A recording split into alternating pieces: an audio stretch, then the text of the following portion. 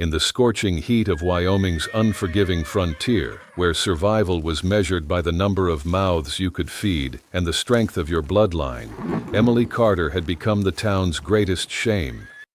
At 27, she bore the scarlet letter of barrenness.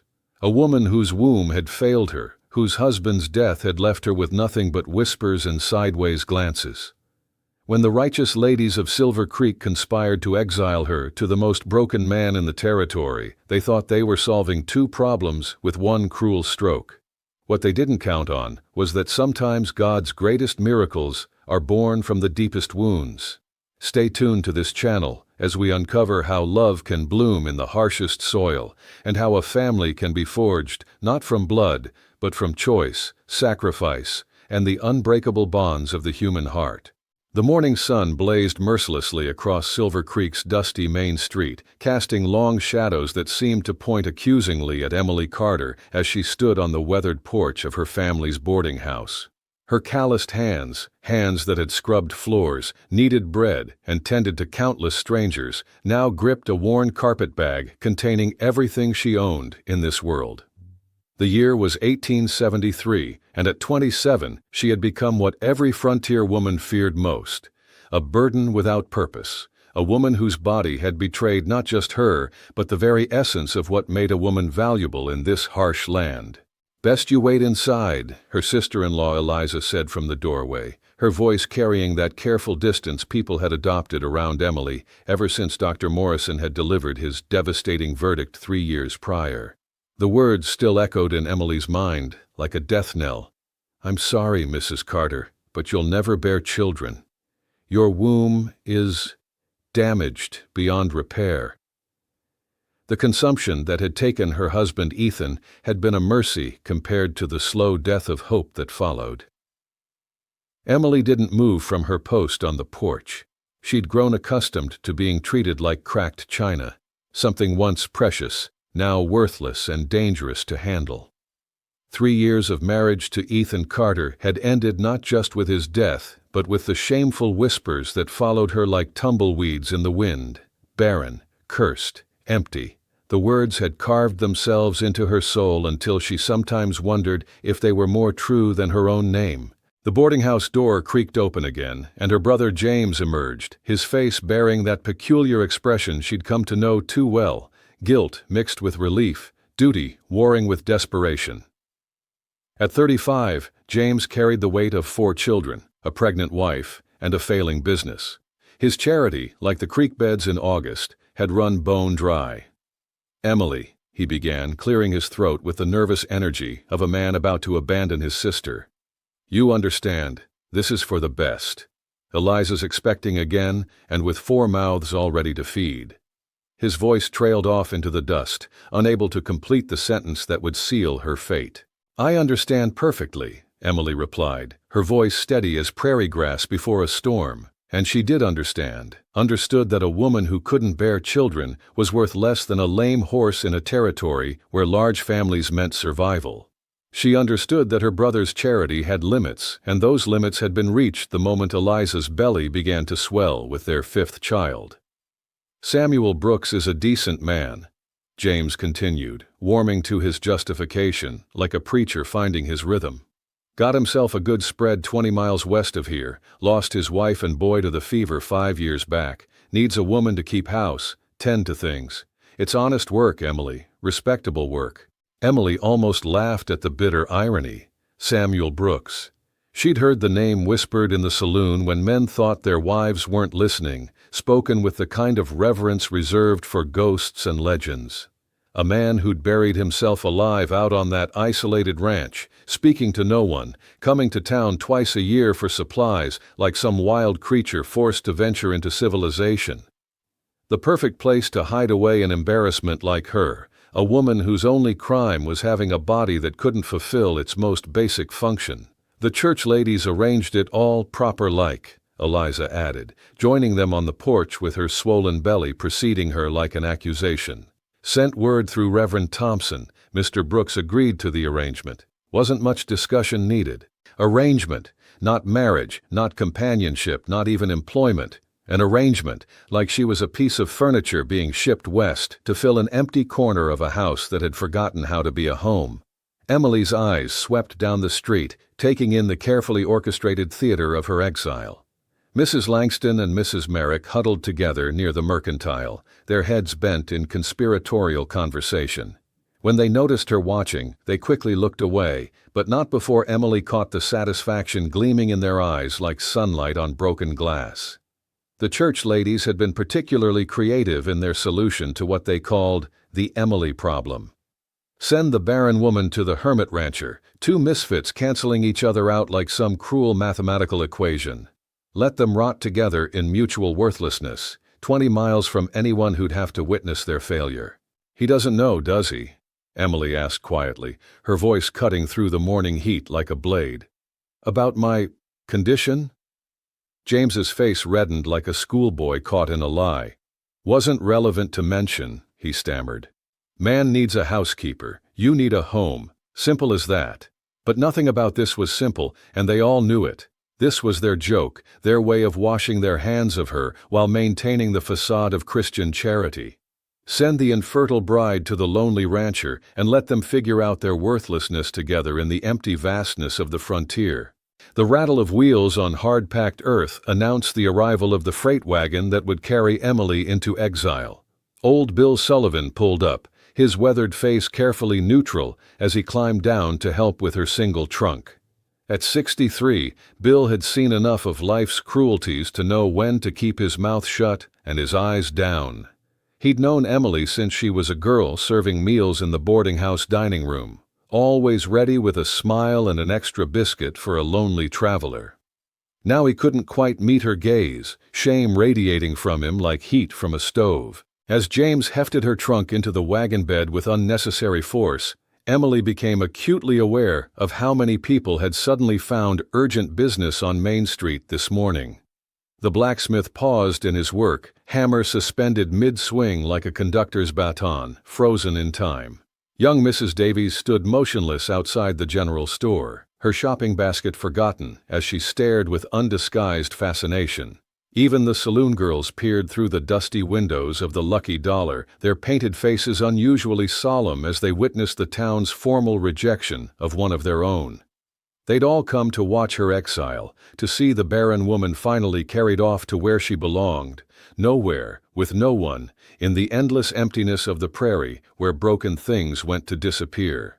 You right now, Eliza said with false brightness, though they both knew Emily wouldn't. What would be the point? To describe her failures in yet another household? To chronicle her descent from useful woman to unwanted burden? Some stories were better left untold. Emily climbed onto the wagon bench beside old Bill, her spine straight as a fence post, despite the crushing weight of humiliation pressing down on her shoulders. As the wagon lurched into motion, she heard young Tommy Langston's piping voice cut through the morning air like a knife. Ma, why is Miss Emily leaving? Where's she going? Hush now, child, Mrs. Langston replied, her voice carrying the satisfaction of a woman who'd helped orchestrate divine justice. She's going where she belongs. Where she belonged. The words followed Emily as the wagon rolled past the church where she'd married Ethan with such hope, her white dress bright with promise and dreams of children's laughter filling their future home. They passed the cemetery where he lay buried along with her dreams, the headstone already weathered by prairie winds that cared nothing for human grief. The town grew smaller behind them, but the shame remained large as life, sitting between her and old Bill like an unwelcome passenger that had bought a ticket for the entire journey. Fine weather for traveling, old Bill finally offered when they were well beyond the town limits, his voice carrying the forced cheer of a man trying to fill an uncomfortable silence. Yes, Emily agreed, though she barely noticed the cloudless sky or the wildflowers dotting the prairie like scattered jewels. Her mind was already racing ahead to that isolated ranch where a man who'd lost everything would soon be saddled with a woman who could give him nothing. The cosmic joke of it all might have made her laugh if she hadn't forgotten how to find humor in anything. The wagon wheels churned through dust that seemed to contain the pulverized dreams of every soul who'd tried to make a life in this unforgiving land.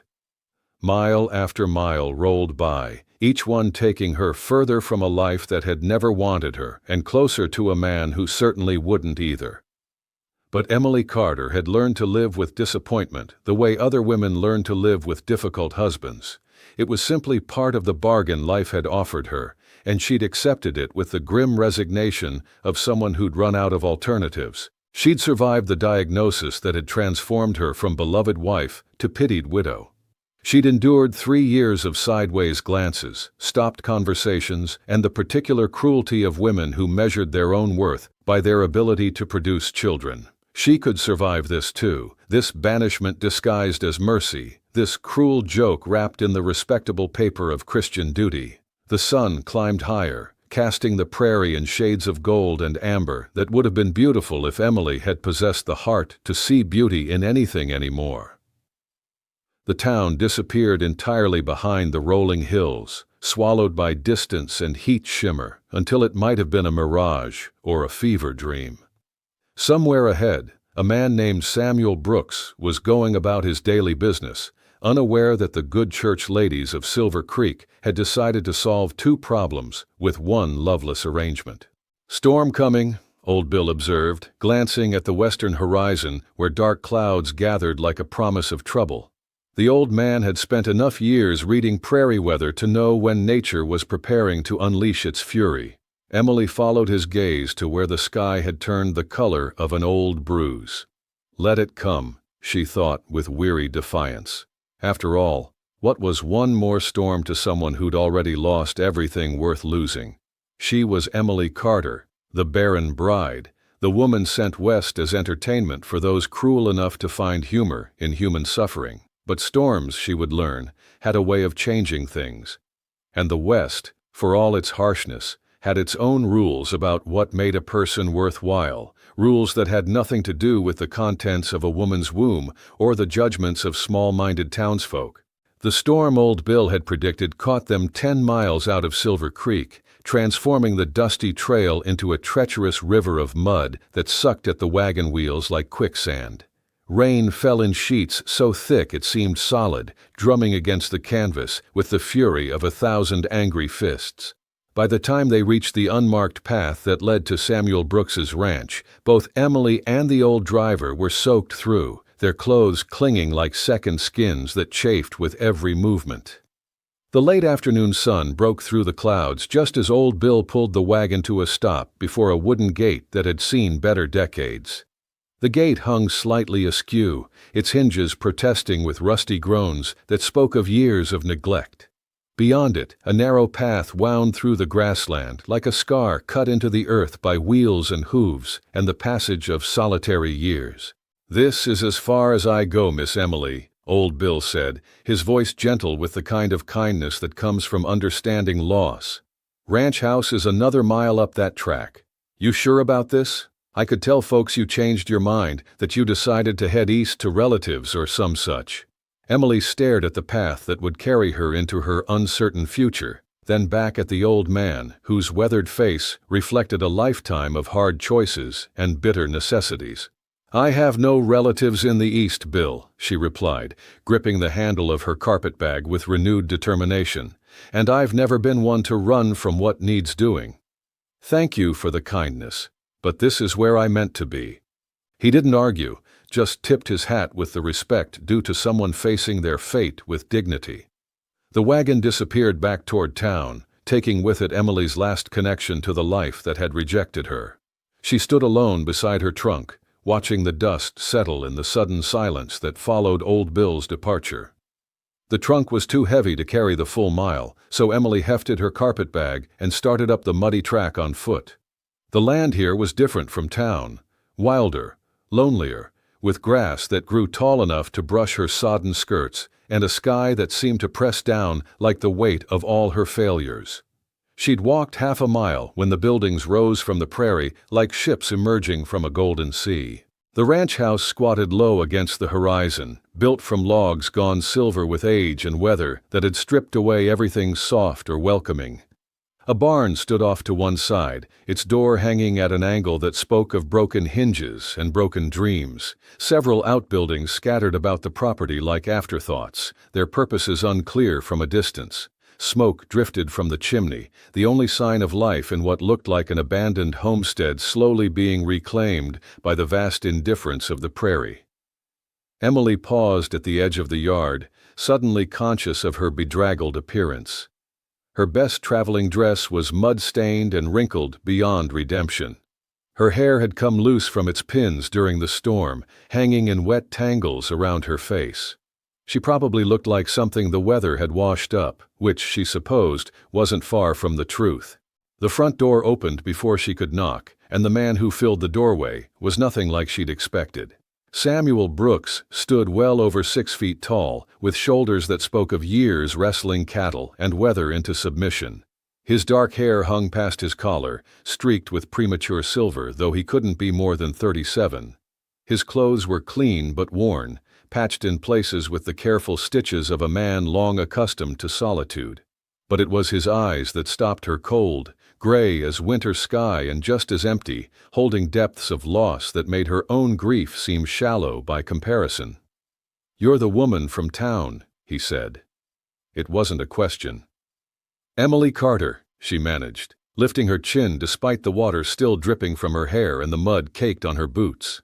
He studied her for a long moment, taking in her sodden state with an expression that gave away nothing of his thoughts.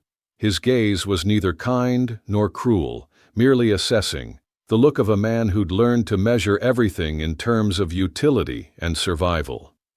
"You're late," he said finally. "Expected you hours ago." "The storm—" "Where's your trunk?" "Back at the gate."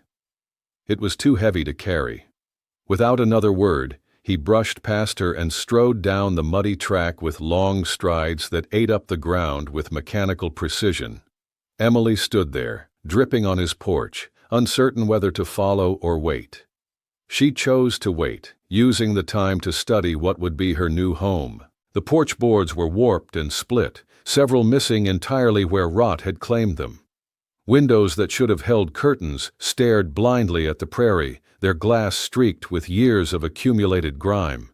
A garden plot near the house had gone completely to seed, overtaken by weeds and volunteer plants that painted a picture of a man who'd stopped caring about anything beyond basic survival.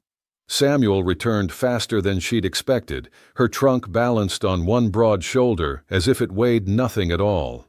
He set it down on the porch with surprising gentleness, then stepped back and crossed his arms over his chest. "Best get inside and dry off," he said, his voice carrying no warmth but no hostility either. "Storm's not done yet." The interior of the house was worse than the outside, clean enough, but bare as a monk's cell. The main room served as both kitchen and living space, with a cold fireplace dominating one wall and a rough-hewn table flanked by 2 mismatched chairs occupying the center. Shelves held a meager collection of dishes and supplies, everything covered in the fine layer of dust that spoke of a house where no woman had set foot in years. A narrow hallway led to what she assumed were bedrooms, though she could see that several doors remained firmly closed. Rooms sealed against memories too painful to revisit. "Your room's down the hall, last door," Samuel said, his voice carefully neutral. "Was my wife's sewing room. Cleared it out yesterday when I got word you were coming." Emily noticed he didn't say his wife's name, as if speaking it aloud might summon ghosts he'd spent years trying to forget. "Thank you," she said, meaning it despite the circumstances. "I'll just change into dry clothes and then perhaps—" "Then nothing," he cut her off with quiet firmness. "You'll rest. Tomorrow's soon enough to figure out the rest." He turned away, busying himself at the stove with movements that spoke of long practice at solitary living. Emily took this as dismissal and carried her carpet bag down the hallway to the room he'd indicated. It was small but scrupulously clean, with a narrow bed, a washstand, and hooks on the wall for clothes. A single window looked out over the endless prairie, offering a view of grass and sky that stretched to the very edges of the world. She changed quickly into her second-best dress, wrung water from her hair, and tried to pin it back into something resembling respectability. When she returned to the main room, Samuel had set a plate on the table: beans, cornbread, and what might have been salt pork. The food was plain, but filling, prepared with the practical efficiency of a man who viewed meals as fuel rather than pleasure. "Eat," he said curtly, then took his own plate outside to the porch, leaving her to dine alone with only the sound of rain on the roof for company. Emily sat at the rough table, listening to the storm build again outside and wondering what she'd gotten herself into. The beans were oversalted, the cornbread dry, but she ate every bite with the determination of someone who'd learned never to waste food. When she finished, she washed the dishes in water heated on the stove, falling back into the familiar rhythms of domestic work that had defined her entire adult life. Samuel returned as she was drying the last plate, bringing with him the smell of rain and tobacco smoke. He stood by the door, as if ready to bolt at the first sign of unwanted intimacy. "We need to be clear about things," he said, his gray eyes fixed on her with uncomfortable intensity. "I agreed to this arrangement because Reverend Thompson is a hard man to refuse, and because this place is falling apart faster than I can fix it alone. But I'm not looking for a wife, not looking for companionship or conversation or anything except someone to keep house and mind their own business." "I understand," Emily replied, her hands still busy with the dishwater. "Do you?" His voice carried a challenge. "This isn't town, Mrs. Carter. Nearest neighbor is 8 miles east, and they mind their own affairs. You'll see another human face maybe once a month when I go for supplies. Can you handle that kind of solitude?" Emily met his gaze steadily. "I've been alone in a room full of people, Mr. Brooks. Real solitude can't be worse than that." Something flickered across his face, surprise perhaps, or recognition of a kindred spirit. Then it was gone, shuttered behind that empty stare that had become his armor against the world. "I rise at dawn, work till dark," he continued with the mechanical precision of a man reciting orders. "Breakfast at 5, dinner at noon, supper when the work's done. Laundry on Mondays, town trips the first Saturday of the month. You'll have egg money from the chickens if I can get them laying again. Questions?" "Just one," Emily said, turning to face him fully. "Why did you really agree to this arrangement?" He was quiet for so long she thought he wouldn't answer. When he finally spoke, his voice carried the weight of every lonely year he'd endured. "This ranch is dying. Can't keep up with it alone anymore. And Philip said you needed a place." He paused, then added with brutal honesty, "Seemed like a fair trade. Roof over your head for help keeping things running. A fair trade, not a marriage, not a partnership. Just two broken people sharing space and dividing labor like business partners in an enterprise that had already failed." At least he was honest about it. More honest than the good people of Silver Creek had been about their motives. "Then we understand each other," Emily said. He nodded once, then headed for the hallway. "Storm should blow through by morning. I'll be in the barn early. Got a cow about to calve. Coffee's in the tin by the stove." He paused at the entrance to the hall, his back to her. "That room where you're staying?" "It was Sarah's sewing room. She died in the big bedroom, her and my boy both. Fever took them the same night." His voice dropped to barely above a whisper. "Just so you know why that door stays closed." Then he was gone, leaving Emily alone with the lamplight and the sound of rain drumming against windows that had forgotten how to frame a happy home. She finished the dishes slowly, letting her hands remember the familiar rhythm of domestic work, while her mind tried to process the magnitude of Samuel Brooks's loss. Sarah. His wife had been named Sarah, and they'd had a son, a family, a future, a life full of promise, all erased by fever in a single terrible night. No wonder he'd buried himself out here, 20 miles from sympathy and small talk. No wonder his eyes held that particular emptiness that came from loving something completely and losing it just as completely. Emily dried her hands on a threadbare towel and looked around the neglected kitchen. Tomorrow she would start bringing life back to this tomb of a house. She would scrub and mend and cook until order emerged from chaos, not because she was trying to replace Sarah or heal Samuel Brooks's wounds. She knew better than that. But because work was what she had to offer, and work was what would keep her mind occupied during the long, lonely hours ahead. The storm raged on outside, but inside the house a strange peace settled over the silence. Two damaged souls, each nursing wounds that might never heal, sharing space without pretense or false hope. It wasn't what either of them had planned for their lives, but it was what they had.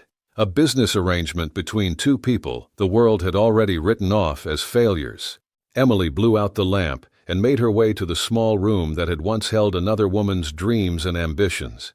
Through the thin walls, she could hear Samuel moving around in his own room, the floorboards creaking under his weight as he prepared for sleep that might or might not come. Then, silence, broken only by the rain on the roof and the wind in the eaves. The lonely sounds of a house learning to breathe again after years of holding its breath. Her first night in her new home passed without celebration or ceremony, without promises of forever or hopes for happiness. There was only the reality of two broken people who'd agreed to make the best of their mutual disappointment, to find whatever comfort they could in shared solitude and divided labor. But as Emily settled into the narrow bed and pulled the worn quilt up to her chin, she felt something she hadn't expected: relief. Here, at least, she could stop pretending to be whole. Here, her emptiness was matched by his, and neither had to apologize for what they couldn't give or explain what they'd lost. It was, in its own strange way, the most honest arrangement she'd ever been part of. Tomorrow would bring new challenges and the slow work of learning to live with a stranger who'd agreed to shelter her out of mutual necessity rather than any warmer emotion. But tonight, she was simply Emily Carter, housekeeper to a grieving rancher, alone in a room that had belonged to a dead woman, 20 miles from anyone who'd ever called her cursed or worthless or broken, and somehow that felt like the closest thing to peace she'd known in years. Thank you for joining us on this journey through the heart of the American frontier. If Emily and Samuel's story touched you, we'd love to hear your thoughts in the comments below. Subscribe to this channel for more tales of love, loss, and the unbreakable human spirit that built the West.